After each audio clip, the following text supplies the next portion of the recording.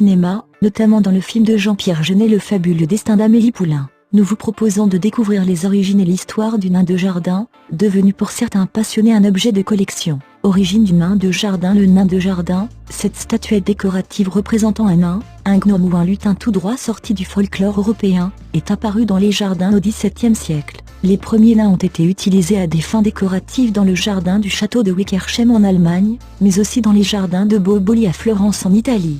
Les nains de jardin ont ensuite été importés au Royaume-Uni en 1847 par Sir Charles Isham.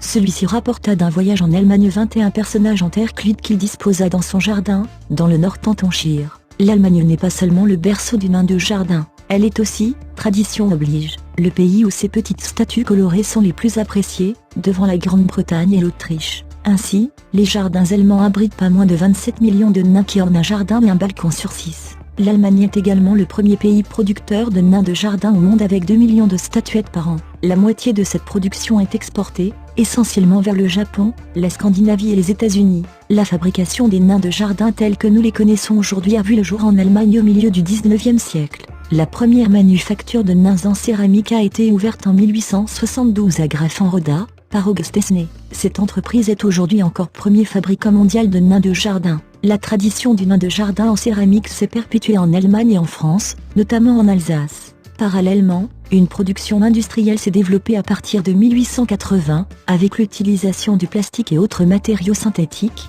Ces décorations de jardin sont devenues des modèles de l'esthétique kitsch. Face au succès des dizaines de millions de nains peuplant les jardins, un marché de la contrefaçon s'est même développé. Nanophilie et nanomanie. Le nain de jardin n'est pas seulement un objet décoratif mais aussi l'emblème d'une culture nanophile qui s'intéresse aux représentations des nains dans l'art et la littérature. Au cinéma, le film de Jean-Pierre Jeunet Le fabuleux destin d'Amélie Poulain, sorti en 2001, a mis en scène le périple d'un nain voyageur. Aujourd'hui, les nains de jardin font le bonheur de collectionneurs avertis. Nanomanie possède un musée qui leur est consacré à Roamsy en Allemagne.